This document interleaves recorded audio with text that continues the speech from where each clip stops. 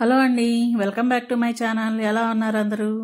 ఈరోజు మనం జొన్నలతో హెల్దీ బ్రేక్ఫాస్ట్ తయారు చేసుకుందామండి.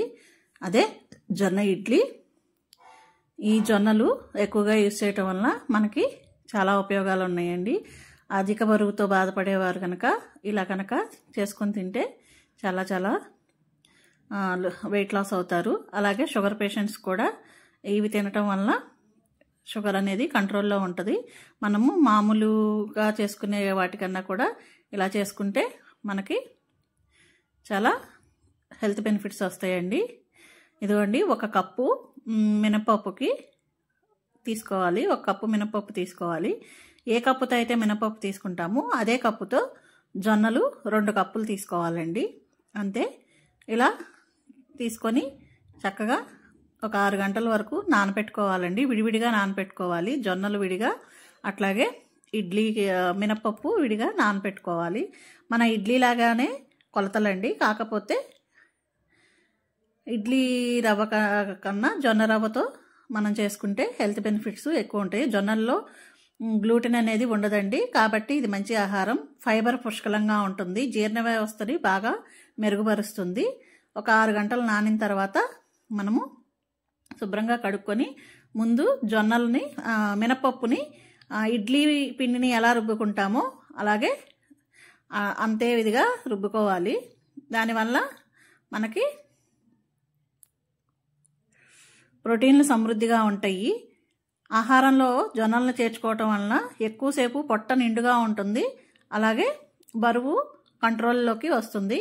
ఇదిగోండి, మన ఇడ్లీ పిండిని ఎలా అయితే రుబ్బుకుంటామో అలాగే రుబ్బుకోవాలి. ఇప్పుడు జొన్నల్ని కూడా రుబ్బుకోవాలండి.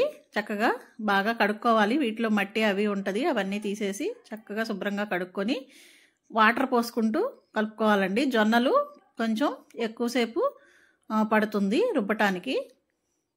కొందరు జొన్న రవ్వలాగా చేసుకొని కూడా యూస్ చేసుకుంటారు. నేనైతే ఇలా డైరెక్ట్గా చేస్తాను. ఇలా చేసినా కూడా చాలా బాగా వస్తుంది.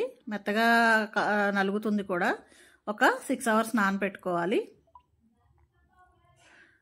దీనిలో వాటర్ కొద్దిగా అడ్జస్ట్ చేసుకుంటూ పోసుకోవాలండి. జొన్నలు నలగటానికి టైం పడుతుంది కదా.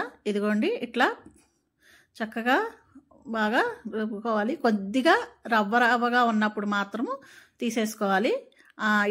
ఇడ్లీకి కాబట్టి. చూసారు కదా, అట్లా కొద్దిగా రవ్వ ఉంటే చాలు. ఈ ఇడ్లీ మామూలు మన ఇడ్లీలానే ఉంటుంది కానీ అంత తెల్లగా ఉండదండి. ఎందుకంటే జొన్నలు కాబట్టి. ఇదిగోండి, ఇట్లా మెత్తగా ఉన్నదాన్ని మొత్తం ఇడ్లీ రవ్వలాగానే దీనిలో 2 మిక్స్ చేసుకొని పక్కన పెట్టుకోవాలి. రాత్రంతా ఫర్మెంటేషన్ చేసుకుంటే ఇడ్లీ మాత్రం చాలా బాగా వస్తుంది. జొన్న ఇడ్లీని మీరు కూడా ట్రై చేయండి.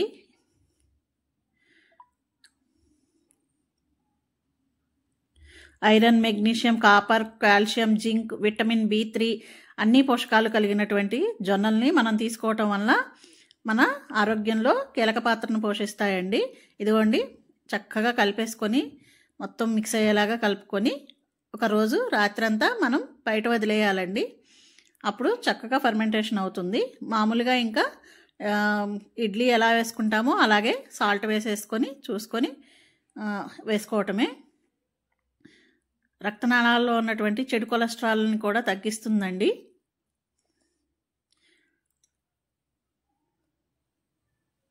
చూసారు కదా, ఇడ్లీ అయితే రెడీ అయిపోయినాయి. చూడటానికి కొద్దిగా కలరు ఇదిగా ఉంటుంది. అంతేకాని హెల్త్ బెనిఫిట్స్ చాలా ఉన్నటువంటి జొన్న ఇడ్లీని వారంలో ఒకసారి 2 సార్లు తింటే చాలా బాగుంటుంది. మీరు కూడా ట్రై చేయండి.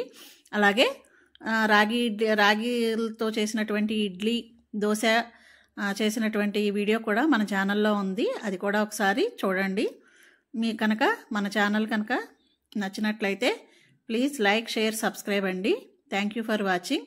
చక్కగా పప్పుల చట్నీ, కొబ్బరి చట్నీతో, కారపొడితో తింటే చాలా అమోఘంగా ఉంటుందండి ఈ ఇడ్లీ. చూసారు కదా ఎంత బాగా వచ్చిందో ఇడ్లీ. ఈ వీడియో కనుక మీకు నచ్చినట్లయితే లైక్ చేయండి, కమెంట్ చేయండి. అట్లాగే కొత్తగా చూస్తుంటే మన ఛానల్ని సబ్స్క్రైబ్ చేసుకోండి. చూశారు కదా ఎంత నీట్గా వచ్చిందో ఇడ్లీ. మామూలుగా మన రవ్వ ఇడ్లీ ఎలా వస్తుందో అలాగే వస్తుందండి. మీరు కూడా ట్రై చేసి ఎలా ఉందో నాకు చెప్పండి. Thank you for watching. మళ్ళీ మరొక వీడియోతో మళ్ళీ కలుద్దామండి. అంతవరకు బాయ్ బాయ్.